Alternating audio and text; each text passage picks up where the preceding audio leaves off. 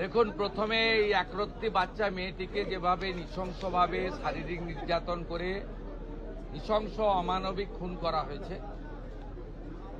তার পরিবার প্রথম দিন থেকে মুখ্যমন্ত্রী এবং পুলিশকে সাহায্য করেছে, আমাদের কথা শুনেছে। আমরা পরিবারের প্রতি কৃতজ্ঞ।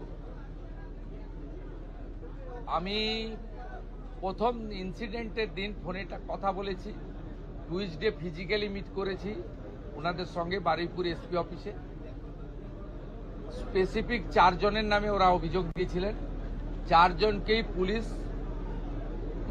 খুব প্রপারলি এবং কুইকলি অ্যারেস্টেড করেছে। তারা পালিয়েও গেছিল অনেক দূরে দূরে, বসিরহাটে বাংলাদেশ বর্ডার পর্যন্ত চলে গেছিল।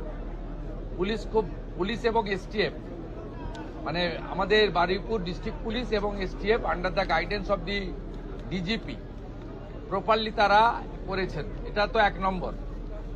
দ্বিতীয় নম্বর হচ্ছে, বাকি যা ইনসিডেন্ট ঘটেছে আপনারা জানেন, ওই পার্টে আমি যাব না, ওটা সিআইডি ইনভেস্টিগেশন হচ্ছে। আমি ওই পার্টে কোনো কমেন্ট করব না। আমি যেটা পরিবারকে আজকে বলে এসেছি যে কাস্টডি ট্রায়াল হবে এবং কনভিকশনের এক্সিকিউশন এটা কমপ্লিটলি মুখ্যমন্ত্রীর মনিটরিংয়ে হবে। একটা দৃষ্টান্তমূলক নজির আমরা এই কেসে রাখব এবং গভর্নমেন্টের পক্ষ থেকে কিছু দায়িত্ব ছিল, এটা আমি বলবো না। গভর্নমেন্টের কিছু অ্যাসিস্ট্যান্সের বিষয় থাকে, যদি ফ্যামিলি রাজি থাকে। ফ্যামিলি রাজি ছিল, আমরা গভর্নমেন্ট পাশে দাঁড়িয়েছি। কিভাবে পাশে দাঁড়িয়েছি, ফ্যামিলি যখন দরকার হবে বলবে, আমি বলবো না। দ্বিতীয় হচ্ছে, ইন্দ্রজিৎ মণ্ডলের যে মব লিঞ্চিং, এটা মব লিঞ্চিং আমি বলবো না। এটা কমপ্লিটলি তার নাম পরিচয় দেখে তাকে খুন করা হয়েছে। এর পিছনে ভোটে রিজেক্টেড যারা হয়েছেন তাদের বড় উস্কানি রয়েছে। র্যাডিক্যাল মৌলবাদী গ্রুপও থাকতে পারেন, আমি উড়িয়ে দিচ্ছি না। তাতে যতগুলো ছবি দেখা গেছে প্রত্যেককে পুলিশ অ্যারেস্ট করেছে, thanks to West Bengal police. একজনকে বকখালি থেকে তুলেছে, একজনকে দীঘা থেকে তুলেছে, এবং যাদের যাদের ভিডিও ফুটেজে সোশ্যাল মিডিয়াতে দেখা গেছে, একটা 35 বছরের অবিবাহিত যুবক ছেলেকে হাত পা বেঁধে নৃশংসভাবে পিটিয়ে মারা হয়েছে সংগঠিতভাবে। সেক্ষেত্রেও আমরা পরিবারের পাশে দাঁড়িয়েছি। ওর বাবা মার হাতে আমরা আজকে 25 লক্ষ টাকার চেক তুলে দিয়েছি। পুলিশকে ধন্যবাদ, তার বড় ছেলেকে সিভিক ভলেন্টিয়ার্সে চাকরি দিয়েছেন ডিজিপি সাহেব থ্রু সুপারিনটেন্ডেন্ট অফ পুলিশ। এই সূর্যপুর আউট পোস্টে তার ডিউটি। ডিএমকে ধন্যবাদ।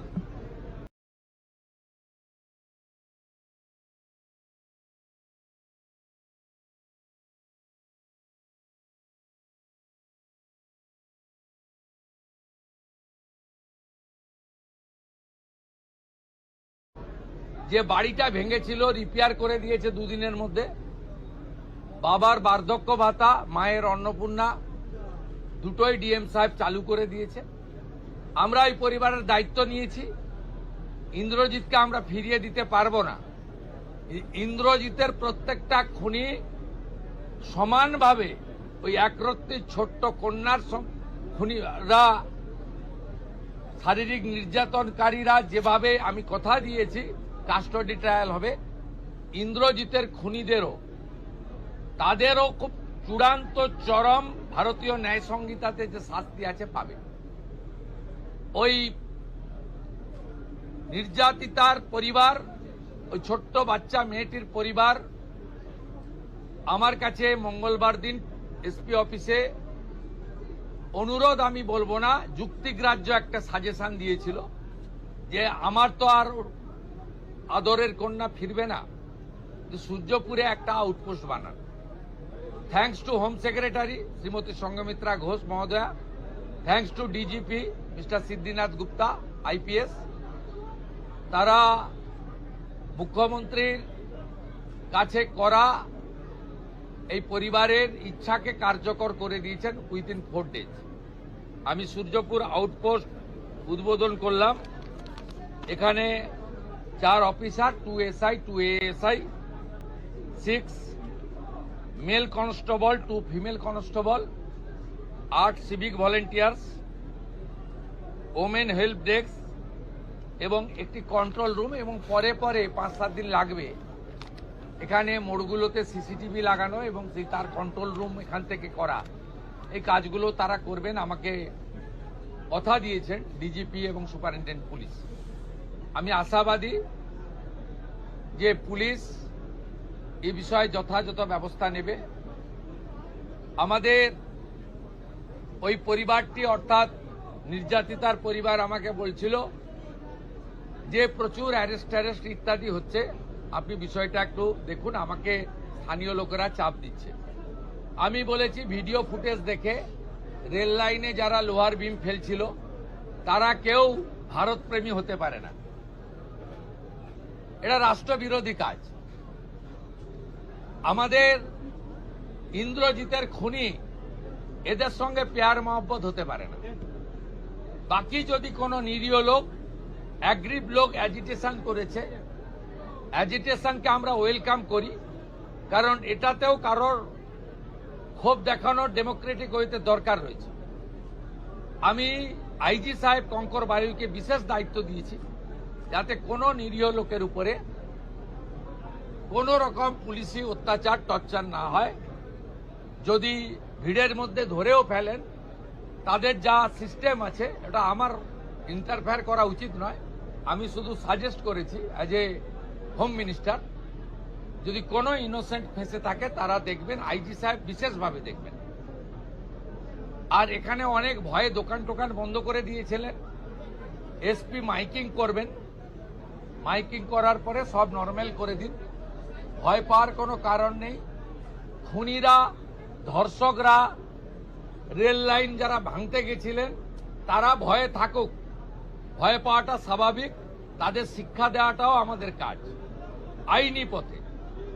বাকিদের ভয় পাওয়ার কোনো কারণ নেই। আমি বলে গেলাম আমাদের এই এলাকায় নজরদারি চলবে, 2টো বাড়িতে হাউস গার্ড থাকবে এবং আমরা আস্তে আস্তে আশা করব সবটা নর্মাল হয়ে যাবে এবং এই ঘটনা থেকে শিক্ষা নিয়ে এই রাজ্যে এই ধরনের কোনো কাজ যাতে না হয় দেখবেন। আমি আপনাদের মাধ্যমে গোটা রাজ্যের মানুষকে একটা আপিল করব, কার্য আর কারণ আছে। যে কার্য হয়েছে হিনিয়াস ক্রাইম, এর পিছনে আমি মনে করেছি বেআইনি মদের ঠেক, বেআইনি গাঁজা, চরস, মাদক, এটা একটা বড় কারণ। আপনারা পুলিশকে ইনফর্ম করুন, গোটা রাজ্য জুড়ে ডিজিপিকে বলবো আগামী 2 সপ্তাহ স্পেশাল ড্রাইভ দিন। ব্যাটালিয়নে থাকা লোকজন, আমাদের যেখানে পুলিশরা ডাইরেক্ট কাজে নেই, নর্মাল থানা ওয়ার্ক অনেক বেশি থাকে, তাদেরকে বিশেষ অভিযানে লাগান। সিওদেরকেও এক একটা জেলা দিন। কমপ্লিটলি গোটা রাজ্যে যত বেআইনি মদের ঠেক, যত গাঁজা, চরস, বর্ডারে তো ধরছেন আপনারা, বেঙ্গল এসটিএফ তো rail station, bus stand recce করে ধরছে, প্রতিদিনই ধরছে, কিন্তু একেবারে রুরাল এলাকাতে গাঁগঞ্জেও এটা একদম সম্পূর্ণ উপড়ে ফেলা দরকার রয়েছে, যাতে এই সামাজিক দূষণ থেকে আমরা আমাদের পরিবেশকে বাঁচাতে পারি। सर, आज आप 2 विक्टिम के फैमिली के साथ मिले और जो पूरी घटना, इसके पीछे क्या कोई एंटी नेशनल एक्टिविटी हो सकता है? अभी तक इन्वेस्टिगेशन में क्या? देखिए, कुछ पॉलिटिकली रिजेक्टेड आदमी का तो इंस्टिगेशन है, रेडिकल फोर्स भी रह सकता है या कुछ अल्ट्रा लेफ्ट भी रह सकता है। ये पुलिस इन्वेस्टिगेशन कर रहा है। हम लोग जो सामने किया उनको तो उठा रहा हूं, पीछे से जो लोग मोबाइल फोन में भड़काने का काम किया है, मैसेज करके भड़काने का काम किया है, पुलिस जब कोशिश कर रहा था भाई शांत रहिए, कार्रवाई होगा, तब जो भड़काने का यहां किया तो दूसरे एरिया में किया, सेंट्रल पैरामिलिट्री फोर्स के ऊपर पत्थरबाजी किया, कॉमन पुलिस कांस्टेबल के ऊपर, लेडीज कांस्टेबल के ऊपर आक्रमण हुआ, रेल मार्ग पर इतना बड़ा बड़ा स्टील का बीम वो रेल लाइन के ऊपर देकर यहां बड़ा हादसा करने का साजिश था। इंद्रजीत मंडल का उनका आइडेंटिटी करके, उनका नाम पता सब आइडेंटिटी करके उनको जिस तरीके से ब्रूटल किलिंग किया गया है, इसका पीछे कुछ लोग जो इस सरकार आने का बाद बंगाल को डिस्टर्ब करना चाहता है, जो प्रगति विकास की मार्ग पर मोदी जी का नेतृत्व में सरकार आगे बढ़ रहा है, उसको डीरल करने का कोशिश करने का मकसद है। वो लोग को तो इन्वॉल्व है, पुलिस इन्वेस्टिगेट कर रहा है। पीछे से जो लोग भड़काने का काम किया वो जिस पार्टी का हो सकता है, उसको भी सबक सिखाने का काम विद इन बीएनएस के अंदर पुलिस करेगा। ये मेरा फुल डायरेक्शन है पुलिस का। पुलिस को इस बारे में पूरा छूट दिया गया है। जो फाइंडिंग्स पुलिस को मिलेगा वो पुलिस के अंदर काम करेगा। यहाँ बहुत senior police officer, ADG, IG, DIG सब लोग हैं। दूसरा डिस्ट्रिक्ट से एसपी लेवल का पुलिस ऑफिसर भी है। They are very competent enough under the able leadership of the DGP. मेरा पूरा कॉन्फिडेंस है ये लोग अच्छा करेगा। एक मैसेज जाएगा, इस तरीके से कार्रवाई आने वाला दिन में कोई नहीं करेगा। कामधुनी खेती जो है उसका नोटिफिकेशन हुआ है, इसके बारे में थोड़ा सा। हाँ, ये हमारी सुप्रीम कोर्ट का रिटायर्ड जस्टिस रंजना देसाई का कमेटी हो गया है। कमेटी काम शुरू करेगा, आज तुरंत आ जाएगा। दूसरा प्रदेश में यूसीसी लागू हो गया है। ये एक ही देश है, एक ही कानून रहेगा, दो कानून नहीं रहेगा। मान के चलिए क्लियर, क्रिस्टल क्लियर। কামদুনির ক্ষেত্রেও কি একই চিত্র দেখতে পারবো, যেরকম দৃষ্টান্তমূলক কামদুনি কেসে বারাসাত কোর্টে ওদের লাইফ সেন্টেন্স হয়েছিল, তারপরে হাইকোর্টে 16টা পিপি চেঞ্জ করে যেভাবেই হোক প্রপার মনিটরিং এর জন্য হয়নি। কামদুনির ভিকটিম পরিবার সুপ্রিম কোর্টে গেছিল। আমরা সুপ্রিম কোর্টে কামদুনির ভিকটির পরিবারকে সরকার সরকারি লয়ার দিয়ে সাপোর্ট দেব। এবারে বিষয়টা সুপ্রিম কোর্টের হাতে, কারণ আমরা কোর্টের ম্যাটারে আমি কিছু বলতে পারি না। আমি কমিট করছি, বারাসাত কোর্ট যে জাজমেন্ট দিয়েছিল, হাইকোর্ট সেই জাজমেন্টকে ভয়েড করেছিল, বাতিল করেছিল। তার এগেনস্টে অ্যাগ্রিভড লোকেরা বাদী সুপ্রিম কোর্টে গেছে। সুপ্রিম কোর্টে এতদিন রাজ্য সরকার অপোজ করছিল, রাজ্য সরকারের পক্ষ থেকে সুপ্রিম কোর্টে অপোজ করা হবে না। আমি যেমন home minister, Lord judicial minister also, I will convey my message to আমাদের স্ট্যান্ডিং কাউন্সিল যারা আছে তাদেরকে আমি কনভে করব।